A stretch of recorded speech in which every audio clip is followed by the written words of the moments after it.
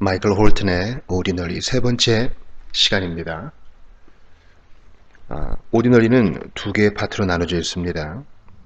파트 1 혁신과 불만족은 1장부터 6장까지, 파트 2 평범과 만족은 7장부터 11장까지 되어 있습니다. 우리는 파트 1 혁신과 불만족의 세 번째 챕터 젊고 불안정한 세대를 살펴보겠습니다.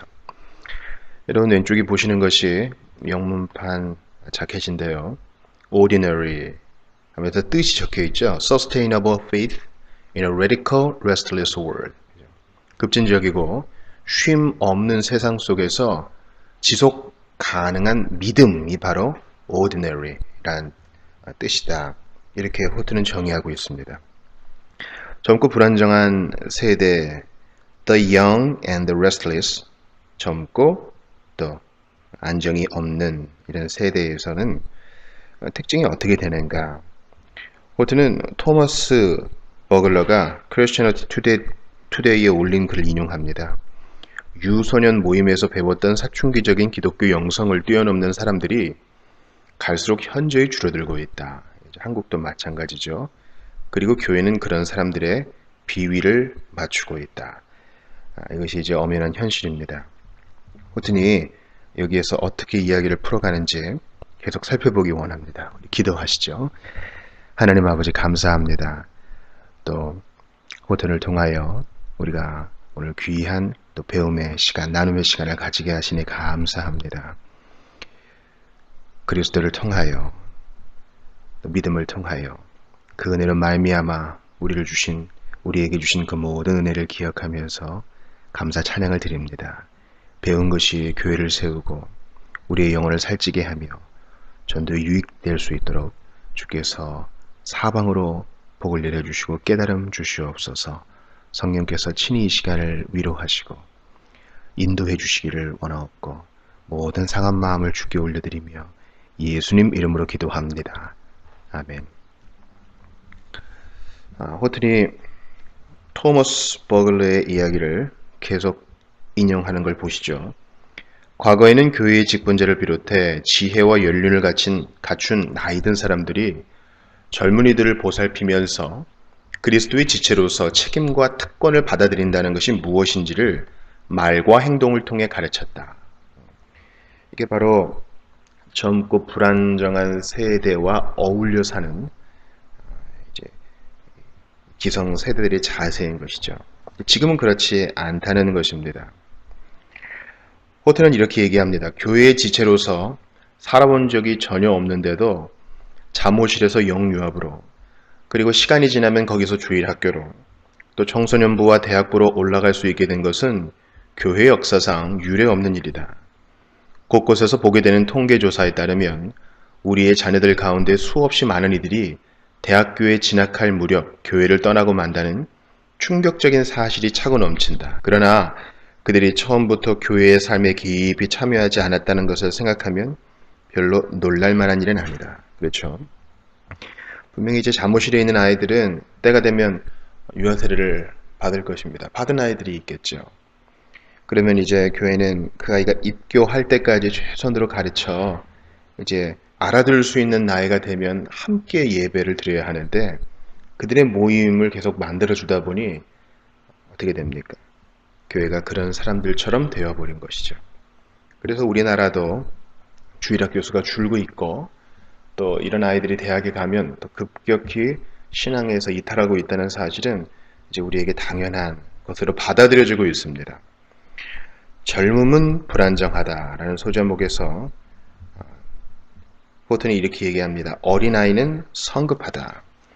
그것이 어린아이의 특성이며 지극히 정상적인 현상이다. 그러나 그런 특성이 성인이 되어서도 계속 나타난다면 심각한 결과가 초래될 수밖에 없다. 그렇습니다. 낚싯바늘을 떨어뜨리고 기다리는 법을 가르쳐야 하는 것이죠.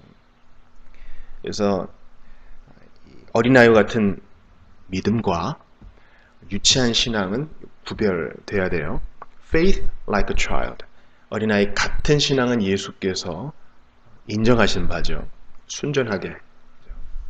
반면에 childish faith는 뭐예요? 유치한 거죠. 계속 젖 빨고 있는 겁니다. 자라지 않는 믿음은 교회 안에서 일어나서는 안 된다는 것이죠. 계속 자라가야 한다. 그러니까 비위를 맞춰주는 것이냐, 단지 기다려주는 것이냐, 성숙을 바라고 기다려주는 것이냐, 아니면 단지 입맛만 맞춰주는 것이냐, 여기에 대해서 우리가 깊이 고민을 해야 할 것입니다. 성장이라는 소제목에서 베드로 후서 3장 17절 18절을 인용합니다. 무법한 자들의 미혹에 이끌려 너희가 굳센 데서 떨어질까 삼가라. 오직 우리 주 곧 구주 예수 그리스도의 은혜와 그를 아는 지식에서 자라가라. 먼저 우리가 이제 은혜 안에서 자라가야 되는 건 확실한 일이에요. 그런데 사도는 지식까지 얘기합니다. 지식 안에서 자라가는 일이 왜 필요합니까? 우리의 신앙을 지켜내기 위해서 그런 것이죠. 그러니까 젊은이들의 입맛을 맞춰주는 거, 그들의 기호를 존중하는 건 좋아요. 그러나 이러한 성숙과 자람이 없다면 그 모든 것의 목적이 허물어진다는 것이죠. 젊다는 것은 불안정하다는 것이다. 우리는 성장하면서 하나님의 말씀을 배우고 연단을 받아 선악을 분별하는 능력을 가지게 된다. 그 지식에까지 온전한 자가 되어야 된다는 것이죠. 성장은 불안정한 상태에서 벗어나 훈련을 통해, 이 제자와 훈련은 뗄 수 없는 관계죠. 훈련을 통해 성숙한 믿음을 가지게 되는 것을 가리킨다. 성장하지 못하면 배교할 위험성이 커진다. 아까 베드로 후서 말씀이 바로 그것을 말하고 있습니다. 젊은이들은 특히 자기 만족에 치우치기 쉬운 경향이 있기 때문에 목회자와 장로들 앞에서 책임있게 행동하는 법을 배워야 한다. 젊은이들이 자기 만족에 치우치기 쉬운 경향이 있는 것은 어제 오늘의 일이 아닙니다. 그것은 현재 기성세대도 그러했고 앞으로도 그럴 것입니다. 그렇다면 문제는 어른들의 자세인데요. 아이들을 위해서, 또 젊은이들을 위해서 젊은이와 친구가 되어준다는 명분 하에 기준이 무너지고 나를 숨기고 그렇게 되면 이제 타협이 되더라고요. 이건 저의 경험입니다. 아이들과 중고등학생과 또 아직까지 작년에 믿음에 이르지 못한 자를 정말 그들의 친구가 되어주는 거 중요해요. 그들을 위해서. 그런데 가장 좋은 방법은 어른 자신이 되는 겁니다. 내 자신이 되는 거예요. 그러니까 남의 옷과 탈을 쓰지 않고 믿음 안에서의 내 모습을 그대로 보여주는 것이 그들도 원하는 것이더라고요. 이것은 제가 경험으로 체득한 것입니다. 절대 친구가 될 수 없어요. 왜냐면 벌써 세월의 간극이 있고 문화와 가정 사이에 차이가 있기 때문에 친구가 되긴 어려워요. 그러나 서로의 다름을 인정하고 나는 나대로 바로 서고 그는 또 그대로 성장해야 될 것을 인식한다면 그때 이제 대화의 물꼬가 터지는 걸 봅니다. 하나님의 세대와 우리의 세대라는 챕터를 보시죠. 호튼이 출애굽기 12장 말씀을 인용합니다. 이후에 너희의 자녀가 묻기를 이 예식이 무슨 뜻이냐 하거든 너희는 이르기를 이는 여호와의 유월절 제사라. 여호와께서 애굽 사람에게 재앙을 내리실 때에 애굽에 있는 이스라엘 자손의 집을 넘으사, 이 넘은 게 Passover란 뜻이죠. 우리의 집을 구원하셨느니라 하라. 그러니까 사실 요리 문답은 가르치는 사람이 묻고 배우는 사람이 이제 자녀들이 대답하는 것인데 여기서는 뭐예요? 아이들이 또 질문을 하게 하고 이번에는 어른들이 대답하는 겁니다. 이러한 세대 간의 전승, 세대 간의 가르침을 통해서 구세대와 신세대가 함께 어울려 사는 것이 하나님 백성의 삶의 방식이라는 것입니다. 젊은 신자에게는 나이든 신자가 필요하고 부유한 신자에게는 가난한 신자들의 은사가 필요하다. 그렇죠?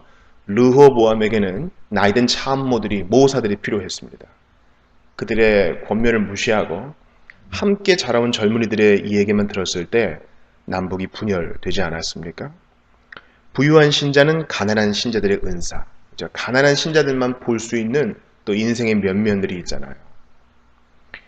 우리는 자신만을 사랑하는 나르시시즘에 안주해서는 안 되며 이 나르시시즘이 이 3장을 관통하는 핵심 키워드 중에 하나예요.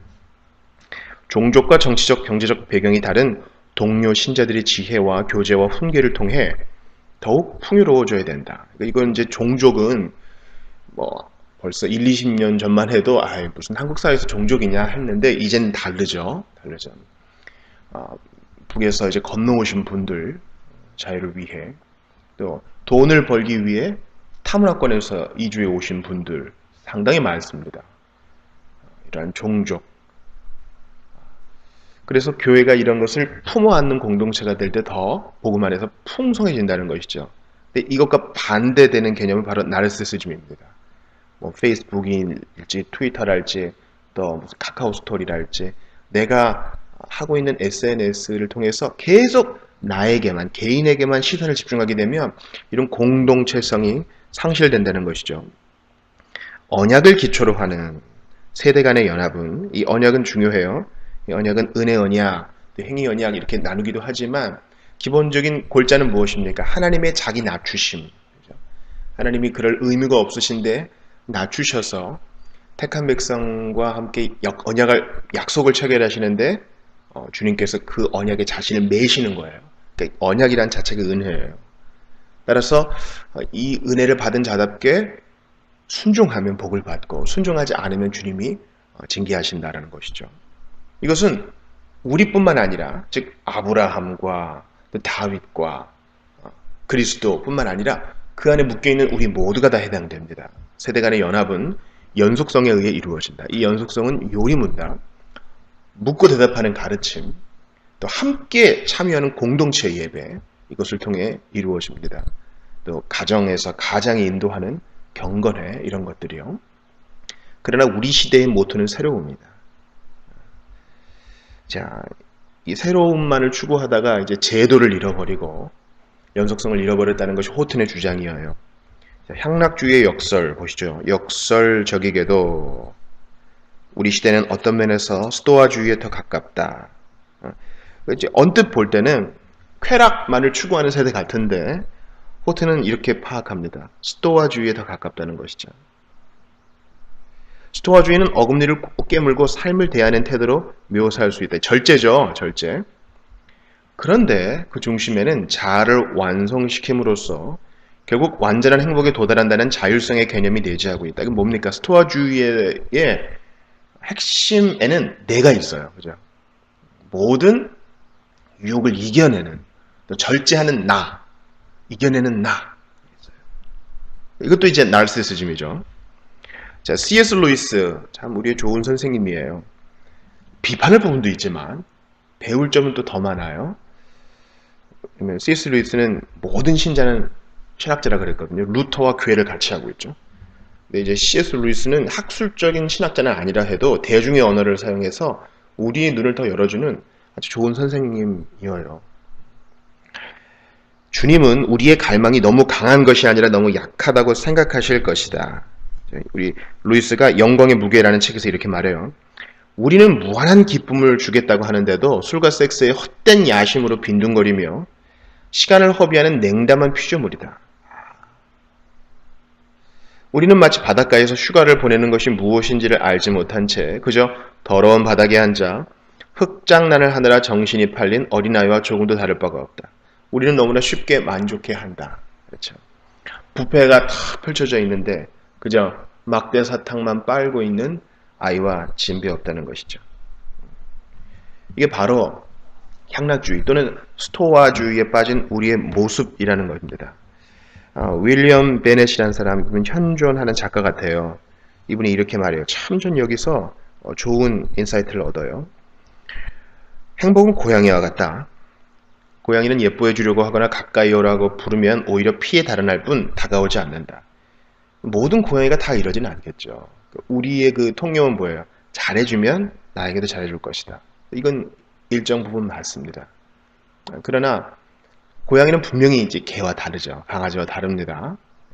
와도 시큰둥하고 이러잖아요, 주인이. 그러나 관심을 두지 않은 채 자신의 일에만 몰두하고 있으면 어느새 다가와 다리에 몸을 부비고 무릎 위로 뛰어오른다. 이것은 뭐 제가 수차례 말씀드렸던 행복의 원리와도 같죠. 행복은 해프닝이잖아요. 해프닝에서 파생된 그 어원이 같은 거예요. 어쩌다가 얻어 걸리는 겁니다. 먼저 그 나라와 의를 구할 때 행복과 이 모든 것이 따라옵니다. 그리스도를 따라갈 때, 목자 되신 그리스도를 따라갈 때 선하심과 인자하심이 정녕 나를 따르니, 시편 23편 6절 말씀이 이 윌리엄 베넷의 말과 그 궤적을 같이 합니다. 무슨 일을 하든 우리를 성공으로 이끄는 것은 따분하게 느껴지는 일상의 일들이다. 향락과 쾌락이 아니라요. 별로 뭐 감각도 없고 심장의 두근거림도 없고 아드레날린도 분비되지 않는 그런 일들을 통해 하나님은 당신의 일을 이루시고 탁월함을 이끌어내신다는 겁니다. 자, 자율성과 공동체라는 소제목을 보시죠. 오늘날의 젊은이들은 뿌리가 뽑힌 듯한 경험이 무엇인지를 알지 못한다. 처음부터 뿌리가 없었기 때문이다. 호튼의 지적입니다. 오늘날 교회에서 자란 평범한 사람들은 기독교의 기본적인 메시지조차 정확하게 설명하지 못한다. 이 레디컬의 어원이 뿌리라는 라틴어거든요. 급진적이 되고 싶으면 뿌리를 먼저 알아야 돼요. 그래서 우리 그 제세례파를 급진적이라고 해야 되는가, 근원적이라고 해야 되는가를 놓고 용어상의 논쟁이 아직도 있어요. 지금 코튼의 주장은 너무 명쾌하죠. 주일 예배를 딱 마치고 은혜 받고 나온 성도에게 기독교의 핵심 메시지에 대해서, 삼위일체에 대해서, 우리의 교리에 대해서 믿는 바를 서술해 보라 그러면 잘 못합니다. 반면에 또 그걸 말로만 해야 되느냐? 내가 믿고 있다는 사실이 중요하지. 그러면 이제 포스트 모더니즘이 약간 경도되는 상황이죠. 우리가 이걸 서술할 줄 알아야 돼요. 왜냐하면 그게 우리의 뿌리고 그래야 세대 간의 연속성이 이루어질 수 있기 때문입니다. 제스키 시대의 심의 잠수라는 챕터를 보시죠. 불행하게도 나르시시즘은 이게 핵심 단어라 그랬죠. 종종 삶에 대한 염증으로 귀결된다. 이게 재미없거든요. 여러분 페이스북에서 좋아요 장사꾼 있는 거 아셔요? 업체가 있어요. 늘려줍니다. 거짓 사람도 만들어주고요. 그리고 매어요. 글 하나 올리고 사진 하나 올리면 누가 좀 관심 안 가져주나. 하나님의 나라와 굶고 있는 사람들과 복음이 없어서 괴로워하고 있는 사람들이 있는데 중심이 계속 나예요. 알림을 확인해요. 느낌이 없는데 분명히 뭐가 온 것 같아서 또 휴대폰을 들여다봐요. 머리 위로는 가을 하늘이 찬란하게 주의 영광을 보여주고 있는데 나는 지금 액정에 내 모든 걸 쏟아붓고 있어요. 재미없어요.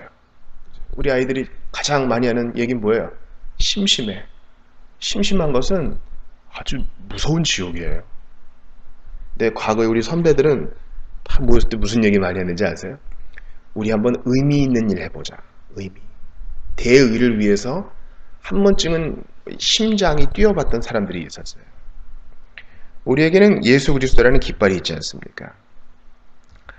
니콜라스 칸은 우리가 깊은 바닷속으로는 잠수하지 않은 채 단지 말과 그죠? 트위터의 몇 줄, 이미지, 페이스북에 올라가는 나의 사진이라는 바다 위에서 제트스키를 즐기고 있다고 꼬집었다. 지금 떨어진 낙엽만 긁어 모으는 것이죠. 그걸 파야 그 안에 다이아몬드가 있는데요. 제가 존 파이퍼의 얘기를 인용한 거예요. 파이퍼는 에드워즈를 읽으라 하면서 고전 읽기가 그렇게 쉽지 않다. 마치 파도 맹흙만 나오는 그런 따분한 일 같은데 그 파는 수고를 감당해야 안에 감춰져 있는 보석이 나온다는 것이죠. 말은 관계를 맺게 하는 매개의 역할을 한다. 말은 화면이 아니라 사건의 현장으로 우리를 이끈다. 이거 제가 중요하게 생각하는 개념이거든요. 말을 통해서 이미지를 그리게 해야 돼요. 설교자는. 이게 제가 젊은 설교자로서 참 많이 실패하는 부분이에요. 그리고 이거는 제가 알리스터 맥그래스의 책에서도 확인한 부분입니다. 내가 아는 걸 다 쏟아붓는 게 설교가 아니잖아요. 듣는 사람이 그걸 보고 그림을 그리고 설교자가 아닌 하나님을 바라보게 하는 거. 예수님께서도 나는 목자다. 나는 빵이다. 그죠? 나는 빛이다. 주님이 무지몽매한 사람들, 글 모르는 사람들에게 이미지로 접근하셨던 것처럼. 주님이 보여주신 마지막 이미지 뭐예요? 성천의 이미지, 십자가에 달린 구세주의 이미지, 빈 무덤의 이미지. 우리는 말을 통해 화면은 생각을 안 하게 합니다. 화면은 그냥 그 자체를 바라보게 하죠. 우리 아이들이 어떤 면에서 미술관을 잘 못 견뎌하는 게 그런 이유가 아닌가 싶어요. 우리는 극도로 산만합니다. 따라서 수상 스키를 멈추고 내려가야 돼요. 그러려면 많은 준비가 필요하죠. 그거를 젊은이들에게 하나둘씩 가르쳐야 합니다. 본래 공동체는 응집력과 유대감, 의견의 합일 등을 요구한다. 또한 어떤 공동체는 시간이 흐르면서 공간적 한계까지도 극복한다. 뭐예요? 어떤 분들은 SNS에 교회를 만들자 그런 분도 있어요. 좀 가난한 성도들이 많으니까 급진적인 걸 자꾸 얘기하는 거예요. 그러나 응집력과 유대감은 서로 얼굴을 마주 볼 때에야 비로소 제대로 그 의미를 드러냅니다. 우리 교회 성도님 한 분도 그러시더라고요. 교회 설교 다시 확인해서 또 듣고 싶은 게 있어서 홈페이지에 들어가서 들었는데 자꾸 딴짓하게 되고 현장에서 듣는 것만큼 집중력이 안 생긴다 합니다. 맞아요. 물론 그게 다 나쁜 건 아니에요. 저도 고정적으로 다른 분들의 설교를 듣습니다. 그러나 우리의 공동체를 대신할 수는 없어요. 교회 공동체는 그런 게 아니에요. 자, 위성으로 다 모읍니다. 위성으로. 안녕하세요. 서로 손 흔들고. 그게 아니에요. 손 뻗으면 악수할 수 있고 서로 눈빛을 교환하며 인사할 수 있고 같이 둘러앉아 밥을 먹을 수 있고 떡을 떼는 이런 공동체입니다. 그러니까 공간적 한계까지도 극복하는 것입니다. 이 공동체 때문에 저는 목포에서부터 수도권으로 오는 분, 부산에서 KTX를 타는 분 봤어요. 몸이 모여야 됩니다. 인터넷 예배, 가상현실 예배는요, 한계가 있어요. 복음주의가 대중문화에 관심을 기울이기 시작하면서 이게 이제 신복음주의 운동할 때 위성을 통해서 또 인터넷과 라디오를 통해서 복음을 전하는 운동들이 있었어요. 나쁜 게 아닙니다.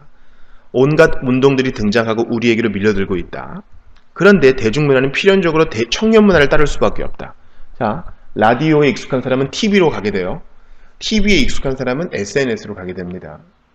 그리고 나르시시즘은 뭐예요? 무력함으로, 심심함으로 이어지게 되는 거죠. 자극은 더 큰 자극을 요구하기 때문에 우리는 항상 근원을 살펴봐야 됩니다. 이것은 당장에는 근사해 보이지만 오래 유지될 수도 없고 세대 간에 대대로 계승되는 은혜 언약에 부합하지도 않는다. 세대 간에는 말을 통해 이미지를 그려내고 젊은이와 늙은이, 가진 자와 안 가진 자가 함께 공유하는 세대 간의 연속성이잖아요. 성도에게 단번에 주신 믿음을 불신자에게 전하려면 열정과 지식이 필요하다. 열정이 먼저요. 지식이 다음입니다. 지식이 있어야 돼요. 세대 간의 연결 상태를 유지하려면 모두에게 사랑과 인내가 필요하다. 그죠? 아이고, 저거 머리 노랗게 하고 어떻게 교회를 왔는가? 아니요. 그렇게 할 수밖에 없는 배경이 있었겠죠. 이해해줘야 돼요. 아이고, 어떻게 저분은 저렇게 예배 때마다 편하지를 않는가? 나이 많은 사람을 비판할 게 아니에요. 사랑과 인내를 기다려줘야 됩니다. 노인들은 의사소통이 잘 되지 않는다는 젊은이들의 불만에 귀를 기울여야 한다. 그리고 젊은이들은 그리스도의 지체로서 중요한 역할을 감당할 때 지나치게 자기를 내세우지 않도록 주의해야 한다. 사역은 열정만으로 되는 게 아니라 기성세대들의 경륜을 들어야 됩니다. 연륜을 들어야 돼요. 연륜을. 그래서 다가오는 세대에서 교회는요, 이 당회의 모임을 젊은이들에게 공개할 필요가 있어요. 교회의 중요한 일들을 결정할 때 젊은이들에게 문을 열어놓아야 합니다. 그들의 얘기를 들을 수 있어야 해요. 이제 우리 모두가 성장해야 할 때가 되었다. 탁월한 의사소통 능력을 지닌 사람들과 지도자들이 목회자가 되고 불안정한 영혼들이 공동체 안에서 격려와 훈육을 받으며 다양한 형태의 운동을 포기하고 교회로 돌아와야 할 때가 이르렀다. 그렇죠? 파라처치 시대가 있었어요. 파라처치는 지금도 필요하다고 봅니다. 또 여러 가지 운동이 있었습니다. 예수운동, 백투 예루살렘 운동 여러 가지가 있었죠. 그러나 근원적인 것은 주님은 교회를 세우셨다는 거예요. 그리고 그 교회는 세대 간의 연합으로 이루어집니다. 연속성이 있어야 돼요. 이것을 위해 정말 아무것도 아닌 것처럼 보이는 그 일에 헌신할 사람들이 필요합니다. 새롭고 혁신적인 것을 추구하는 젊음의 열정이 우리의 가정과 교회를 지배하게 하지 말고 새롭고 혁신적인 것만이 최선은 아니란 거예요. 성숙한 성인으로서, 그죠? childish가 아니라 mature라는 사람으로서 우리가 감당해야 할 역할을 회복해야 한다. 우리는 평범한 데서 벗어나려고 하다가 지나쳐버리는 숨겨진 보화들을 찾아내 후손들에게 전달해야 한다. 그렇습니다. 결국은 엄마 밥으로 돌아오게 돼 있는 겁니다. 편의점 음식이 맛있잖아요. 데우면 뭐 달큰하고 짭짤하고 기름지고. 그러나 그거 계속 먹어보세요. 사람 몸이 망가집니다.